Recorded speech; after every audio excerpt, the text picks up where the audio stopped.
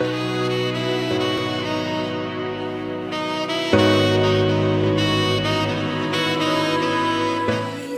for you to arrive again.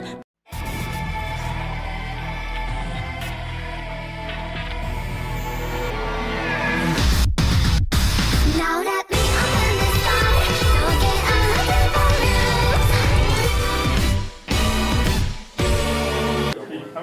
Hey everybody, back again, Kyuusei here, got Duckie and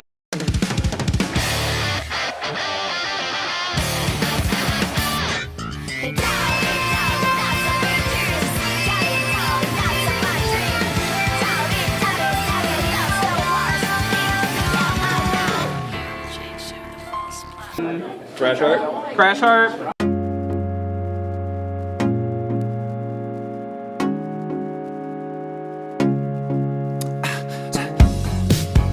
Doing little commentaries if they feel.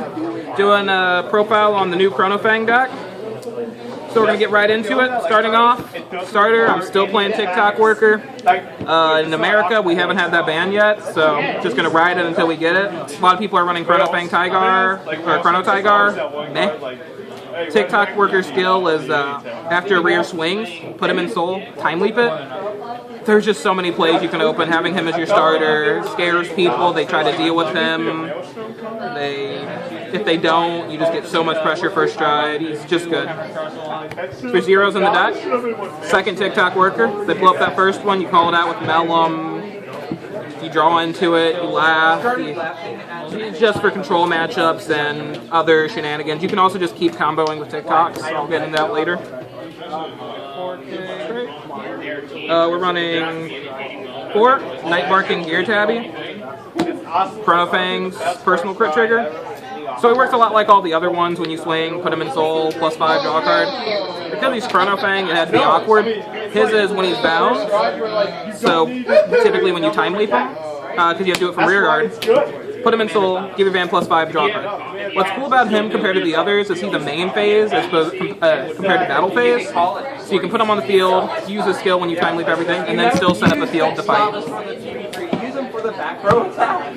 Running 1 Chrono Valley Rabbit because 5 crits is useful. Just get that extra one in there. I'm not worried about running too much because most of our G-Zone has an extra crit tagged on, so damage isn't really a problem. 2 Steam Battler Water. His skill is when he's bound from rear guard. You can use his skill to put him on the bottom of your deck, draw 2 cards, choose a card from your hand, shuffle it in the deck. He's really useful for a draw, and he can fix your hand some good times.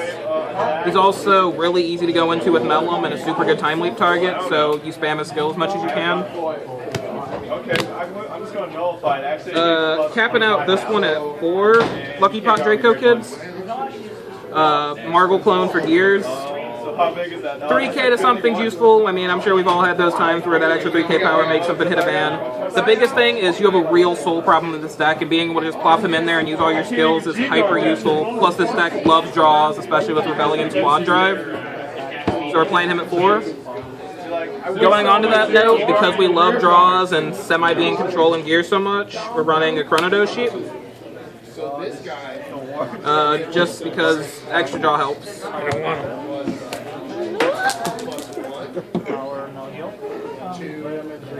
And then final card in our little trigger lineup, 4 Chronotherapy Hamster.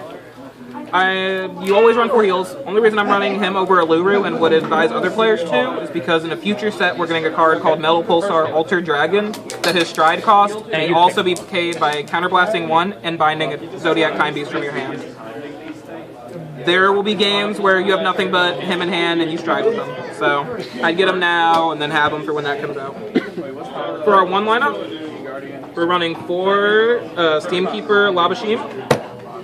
This guy has been bonkers. He's just your standard perfect guard, but he's got a GB1 skill of when he's placed on rear from your deck due to the time leap ability, you can discard a card and return him to your hand. So dumb! Searchable perfects. I cannot tell you how useful that is. So we cap him at 4. We're playing 4. Teammate and Mellum. Mellum is a beautiful, beautiful, awful lady that everyone hates. Ban list. Her skills, when she attacks a band, she gets +4 until end of battle, and at the end of the battle, you return her to deck, and you get a call of grade 0. The cool thing is, even if you time leap her, you still get the 0 call, and I'll explain how that comes into play later. We're running 1 Steam Maiden Meshkia. Her ability is Rester. When she's placed on rear from your deck, due to the time leap ability, you can pay the cost. When you do, draw a card, choose one of your units, and give it 4. There have been times where you're going really ham, you're tick-tocking Mellum, attacking them, and they hit a trigger, and nothing else can hit. Call her for the free draw. That's her job. Running 1 Tick-Away Dragon. He is when something on your field is time leaped, coming in or out, and he sees it, choose any card in your drop zone, and put it on the bottom of your deck. He's really good for that second warp drive turn to put 3 triggers back, or late game when your deck's like 7 cards, and you're like, oh, all my triggers are gone, I'm Gears, I don't play Legions. You use him and put them all back. I play him at 1 because we're a time leap deck, just search into what you need, man. And then 4 Steam Breaths, because even though this is a Chronofang deck, if you don't stride once, you're hosed, so make sure you stride at least once. Also, he's nice because he can let you search Chronojet G, who I'm running as my backup, because he just searches Chronojet. So he's, all in all, a super useful card. For our 2 lineup, 4 History Maker. Grade 2, Counterblast 1, when he attacks a band, doesn't need a boost. Choose one of your units, other your rear guards, time leap it. We'll go into him later. He opens up so many plays in the clan, and he's one of those things that since he came out has been a 3 or 4 of and everything. I've been playing this. I'm running 4 upstreams.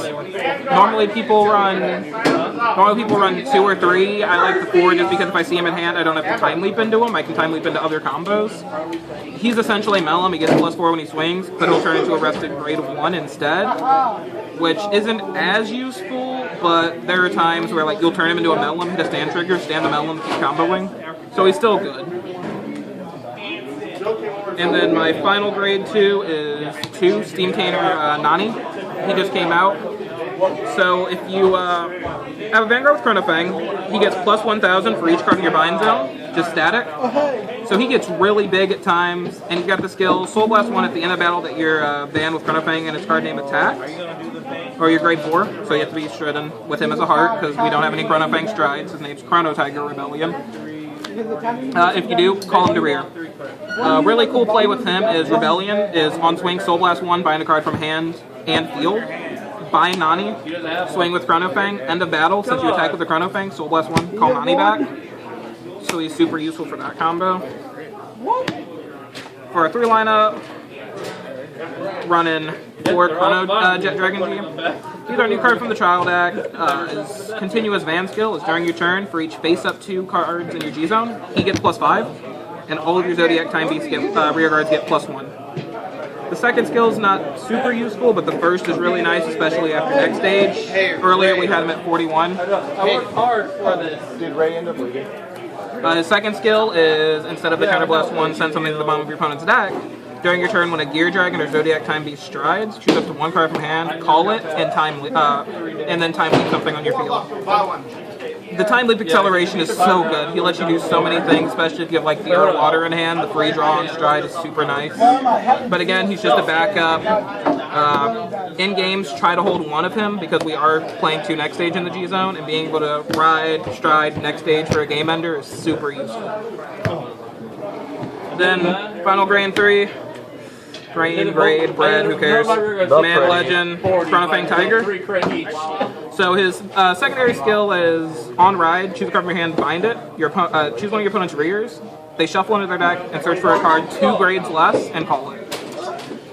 I usually use him to get rid of really problematic starters like Judge Bow, but most of the time you're not using the second skill. The big thing is he has the Chronofang name, he is a Zodiac Time Beast, and his first skill is GB2. When you're paying the cost for stride, instead of sending cards to your drop zone, you can send a card from hand to bind zone, and it gets +3 grade. So you stride once into warp drive, get that GB2, and for the rest of the game you can stride with any card in your deck. Being able to just top deck stride is super useful, and it's why I love Chronofang. For the G zone, we are running 2 Retroactive Time Maiden Illyrio. super useful G-Guard. How she gets her bonus +5 is sending a normal unit and a trigger unit from your drop zone to bottom of the deck. If you don't have both, you can still use the skill, you just won't get the 5. So she's useful for putting cards back in since we're not a Legion deck. Other than that, she's just our go-to G-Guard. One of the new Interdimensional Beast Pandora Chimera. Counterblast 1, when he's placed on guard circle, you may pay the cost. If you do, choose one of your opponent's rear guards in the back row and put him in the bottom of the deck. Normally, he's not super useful, but if you can see what your opponent's combos are, you can make a lot of value out of them. Like if you're playing into the Asha match, their columns are 90,000 because it's a 40 boosting at 40. Sending that rear to the bottom gets rid of 40 of their shield. If you're playing into any deck that uses Amber clones and they're trying to get the combos off, send their booster to the bottom, they can no longer use that skill. He's really good for disrupting plays. Then our final G-Guard we're running is 1 Highbrow Steam Rathana. Her skill is when placed on guard circle, choose one of your normal rears. So anyone, or not even normal, just anyone over grade 0. Send them back to deck, search your deck for any grade 0, call it, and she gets +10. She's useful because at the end of time leap turns, you might have dead cards on your field still, so turn them into Urwater for next turn value. For big beat 'em ups, we're running Playset of Warp Drive, Counterblast 1, Soul Blast 1, flip a copy of anything up. For each Warp Drive face up in your G zone, time leap a unit, then choose one of your opponent's units. For send to the bottom, the card he chooses has to be grade equal to or less than the number of face up Warp Drives. So if you have 1, grade 1 or less, 2, so on. His second skill is just kind of useful to get rid of starters first stride, it's cute. But the big thing is time leaping 1, then time leaping 3 gives you perfect fields because you go into your deck. So he's super good, plus he gives you GB2 first stride, and that's so important in Chronofang. Only running 2 bind times now, and it kind of upset me, but our G-Zone's only got 16 spaces. He's Counterblast 2, Soul Blast 1, choose a face-down card named Bind Time, flip it face up. When he attacks, choose any number of your own rears, bind them. Your opponent then chooses the same number of rear guards as you have cards in the bind zone and sends them to the bottom. And then he gets +10 in a crit. So the big 36 double crit, scary. In addition, if you have a Zodiac Time Beast, or not Ear Beast Heart, at the end of his effect, he unflips 2, soul charges 2. So if you're on Chronofang, you get +1 soul for just, getting rid of a field. So hyper useful, can only play 2 now. Running 2 next stage, because with the Chronojet G as the backup, being able to stride with anything, you don't have to hold 3s to use for strides, you can just keep it in hand all game and use other things to stride. So I'll usually hold it, ride late game, and next stage out of nowhere for the final turn. Because next stage is a good card, we've all been there, we've all seen him spike and drop, we know how he is. Then the big card in the G-Zone, Chrono Tiger Rebellion. Again, the big thing is he's Chrono Tiger Rebellion, not Chrono Fang, so you can't ride a different 3 and then use him to get all your skills off. He has a passive. He gets +5 for every 2 cards in your bind zone. That on its own is good. His skill is GB2, Soul Blast 1, flip up a Rebellion. When he attacks, bind a card from field and hand. He gains +1 drive check, +1 crit until end of battle. Chrono Rebellion's why I'm playing this deck. Chronofang's my dude, he's bonkers. Like, the quad drive double crit with high numbers is just such good pressure, especially 2 turns in a row into next stage. He's just a really, really strong card. Do you want to show us a quick field setup and combo? Yeah, so one of your ideal field setups, you're on Chronofang. And we're going to go with the simple, you didn't really have a field this game. Where is it? You have a field. Yeah. Okay, so In remembrance of the left side of what you're in a perfect world, let's say you have this setup. You can stride. We'll say you're on Rebellion. And you have, I don't know, some Counterblast. So, you attack with Melon. Melon goes there, she's her 11k. At the end of her battle, she'll go to the deck and you can call a 0. Use TikTok word, skill, put him in soul, and you time leap her into a 2. Now you're adding a 2 and a 0 to your field. So for the 2, we're going to call a History Maker. For the 0, we're going to call Air Water. History Maker will swing. And because TikTok saw time... Oh, no, he hasn't seen Time Leap yet. Kind of bless 1 on swing. Time Leap or Water. And to Melon. So we have that other 11k attack. Because he saw a Time Leap, you get to put a trigger back on bottom, which isn't useful now, but you're going to be shuffling, so it's useful. You can then reserve or water. Put them on bottom, draw 2, choose 1 to put back, shuffle. If they still don't hit a trigger, swing Melon again. Melon goes back into her water. Swing Rebellion, Soul Blast 1, bind their water, bind a card from hand. He now has double crit, 4 drive checks, and you get Ur Water for 2 more cards. Alright, so if TikTok does get banned from starter, would you use card ban? If he gets banned, I'll probably switch to original Chrono Drawn, just because searching out the Jet is pretty useful, especially for the going for the next stage shenanigans late game. Would you still try to play 2 TikTok in the main deck though? That'd be a lot of testing. Probably not. I like double TikTok turns, but not enough to... So you just keep it at 1? Yeah, not enough to throw off ratios that hard. Was it her? You said that you could negate Amber clones. Yeah. Because you can get rid of boosters. Yeah, you can get rid of boosters, but 1 they choose. So if they that only works if they only have 1 booster. And 2, even if that it is that way, I don't think she works that way because the effect of the Amber clone is already activated. It's if it hasn't attacked yet. Okay. You can't do it in reaction to an Amber clone. Okay. Just before the end. That makes sense. Is that all? Yep. Alright, there you go, guys.